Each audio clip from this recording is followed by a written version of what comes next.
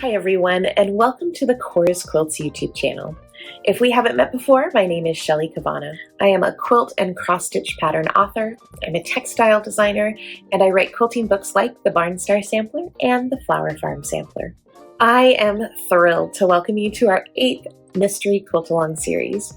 Today's video is part of a 10-week series walking you through all the various steps in putting together Meadowsweet, our 2025 Mystery Quilt Along project.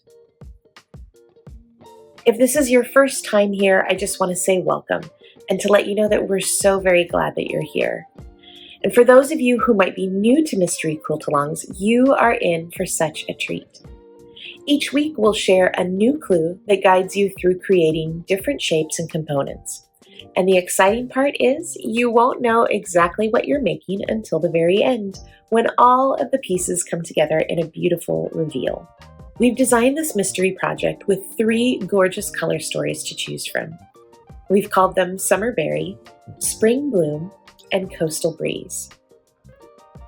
I'll be sewing along with you using our Summer Berry palette, but you'll get to see each week's blocks mocked up in all 3 colorways.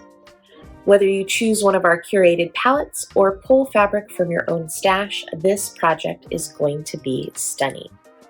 If you're looking for fabric requirements, cutting instructions, quilt size options, or for our full Quilt Along schedule, you can find the link to our Quilt Along homepage in the video description box below. We've shared the link to the YouTube playlist where you can find all of the Meadowsweet Mystery videos in one place. If you're planning on sewing along with us, we'd highly recommend subscribing to the Chorus Quilts YouTube channel, and be sure to hit that little bell icon too so you'll get a notification the moment a new video drops. We've also shared the link for our free digital Meadowsweet Clues checklist. This is a free download for you so you can keep track of which clues you've finished and where to start next time you sit down to sew. It's my hope that the Meadowsweet Mystery Program will provide the perfect way to carve out regular creative time and for you to practice a little bit of quilty self-care through time at your sewing machine. And hopefully the tips and tricks you pick up along the way will not only help you put together this project, but will help with the loads of amazing quilt projects you have ahead of you. Remember, we're here to help every step of the way, and we can't wait to see what you create. So grab your favorite beverage, settle into your sewing space, and let's make something beautiful together. Now let's dive into today's clue. Just a friendly reminder that our Meadowsweet Mystery pattern includes instructions for 3 quilt sizes: a 60-inch by 60-inch throw size, an 80-inch by 80-inch full size, and a 100-inch by 100-inch queen size. In our cutting and piecing instructions, the quantities needed of each unit for the various quilt sizes are listed with the throw size quantity first, then followed by the numbers needed for the full size and the queen size in parentheses. For example, for block 1, if you're making the throw size, you'll need 20 units. If you're making the full size quilt, you'll need 32 units, and if you're making the queen size quilt, you'll need 52. We think the easiest way to keep track is to highlight the number for your specific quilt size in your weekly pattern pages. This week we're focusing on precision piecing and matching up points as we combine some of the shapes we've been working on over the past week. Just a reminder, if you're looking to catch up on our previous clues, you can find the link to our Meadowsweet Mystery Quilt Along homepage in the video description box below. This week, we're starting off by making block 11. So you'll need to grab blocks 1, 3, and 6 from our previous clues. Since it's been a few weeks since we've worked with these pieces, it's probably a good idea to give them a good, quick press before you start sewing, just to reactivate that starch if you used it, and to make sure that your blocks are nice and crisp and ready to join together. This week we're focusing on our precision piecing skills, or matching up the points within our block. So as we're sewing block 3 to the right edge of block 1, we want to take care to match up those berry print pieces in the center of the block. Rather than just line up the top and bottom edges of our pieces and hope that the points match up in the center where they're supposed to, we're instead going to work from the center of the block out and match up those points with a pin. All I'm doing here is passing my pin from the wrong side of block 3 through my seam exactly a 1/4 inch away from the edge of the block. Then that pin is going to pass through the right side of block 1, again a 1/4 inch away from the edge of the block, directly through the seam between the 2 points. Then, with the pin sticking out at a sort of 90-degree angle from the fabric, I pinch the blocks together pretty tightly. And what I'm doing is I'm trying to make sure that they're not shifting around so that I can secure the pin. And as you're sewing the 2 pieces together, you want your seam to pass right through the spot that you marked with the pin. So sew right up to the pin and then remove it and finish your seam. Please, please don't sew over your pins.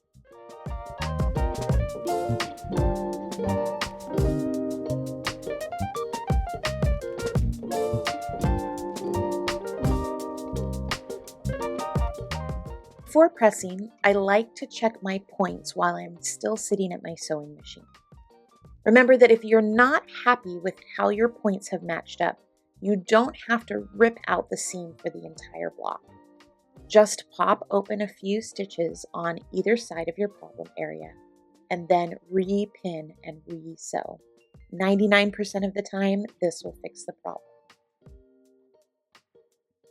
Now, I've made a lot of these kinds of blocks, so I've gotten pretty good over the years at accurately eyeballing my 1/4 inch seam intersection. I know for me that it's about 2 to 3 stitches along that diagonal seam in from the edge of the block. If you're having trouble finding that sweet spot on your own blocks though, you could absolutely measure a 1/4 inch away from the edge of the block with a ruler and mark that spot with your water-soluble marker. Then you can use the marked line to know where you should be placing your pins before sewing.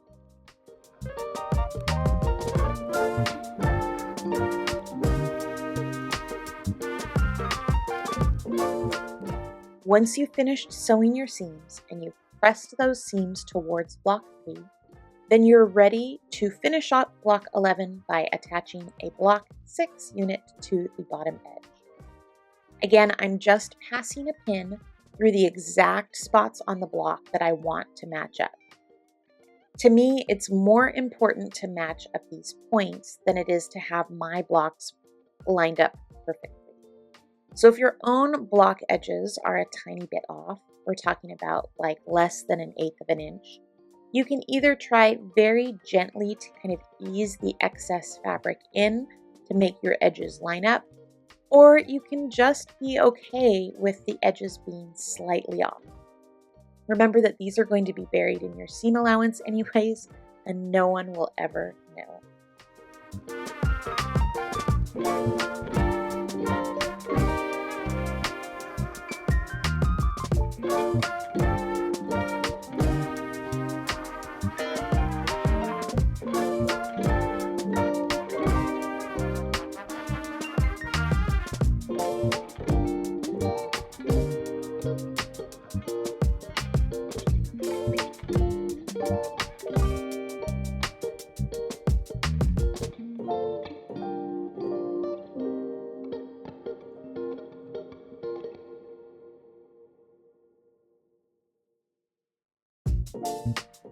We'll finish off block 11 by pressing our seams towards that bottom edge or the piece that we just attached.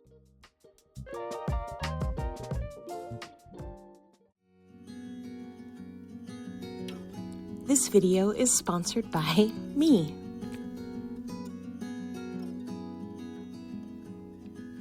I am so excited to share my brand new book with you. The Flower Farm Sampler, a sister book to my best-selling Barnstar Sampler book, is hitting the shelves this March.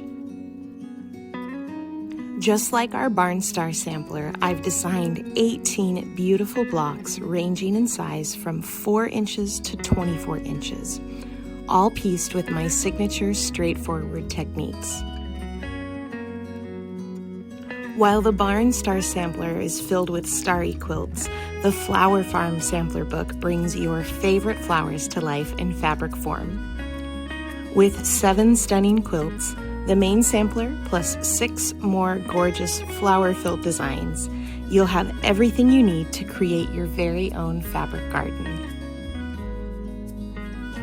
You can pre-order your books and our author-curated quilt kits now using the link in the description box below.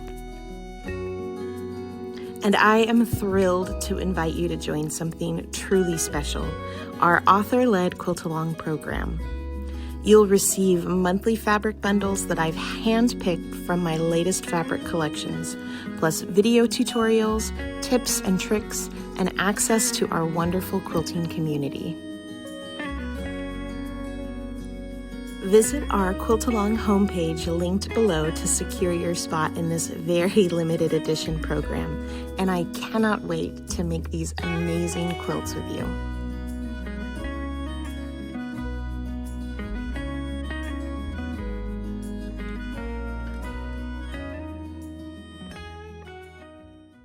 Assembling block 12 is very similar to the process we just went through assembling block 11.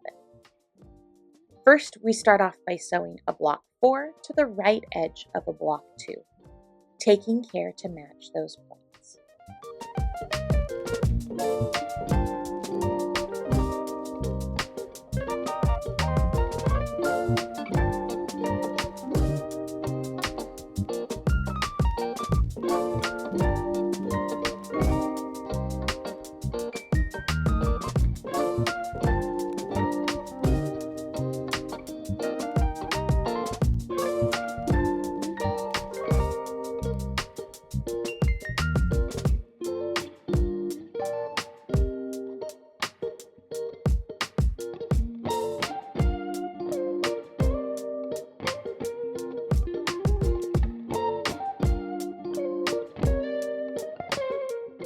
Before we can add the bottom piece though, we need to add an M square to the right end of a block 5.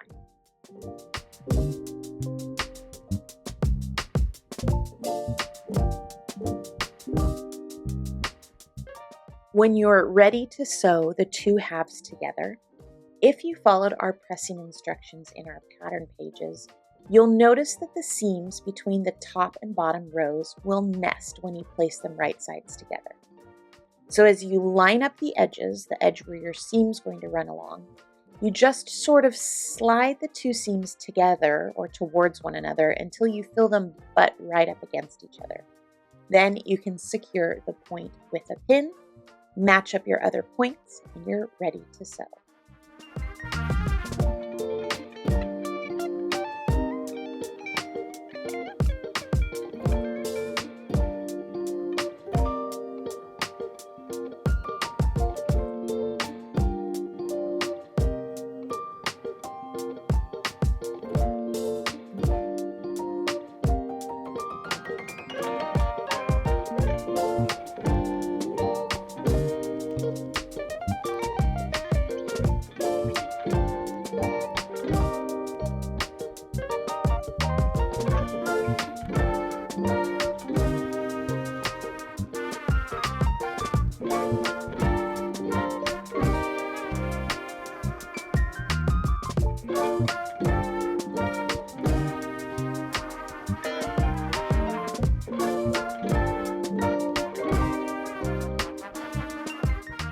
When I'm pressing units with nesting seams, I do like to try and reduce some of the bulk in my seam allowance by spinning my seams. And to do this, I'm going to pull ever so slightly to pop open those 2 or 3 stitches not tacked down by my seam. If you're nervous about pulling on your fabric, you can also use your seam ripper to pop these stitches open as well. Either way, when you go to press your unit, half of the seam will naturally want to go in one direction, while the other half of the seam will naturally go in the opposite direction. And this reduces the bulk in the center of the block and helps our block lay a little more flatly.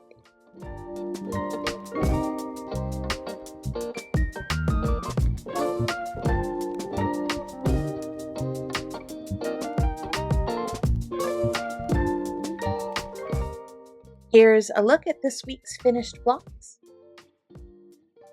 And here's what they look like in all 3 color palettes. This wraps up our clue number 7 video tutorial. Remember, if you are looking for the link to download this week's clue, you'll find it by visiting our Meadowsweet Mystery Quilt Along homepage. The link is in the video description box below. We'll see you next week with clue number 8 in our Meadowsweet Mystery Quilt Along. Thank you so much for watching today's Meadowsweet Mystery Quilt Along video. Remember, you can share your progress photos or quilt pics over on Instagram using hashtag #ChorusQuilts. And be sure to tag us at Chorus Quilts so we can see your photos too.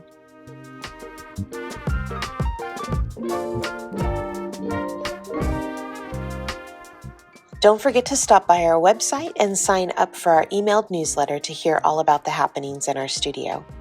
We'll send you 2 free quilt patterns to say thanks for signing up. If you've enjoyed this video, please give it a thumbs up and make sure you're subscribed to our YouTube channel. Happy sewing, and we'll see you next week with another Meadowsweet Mystery Quilt Along video.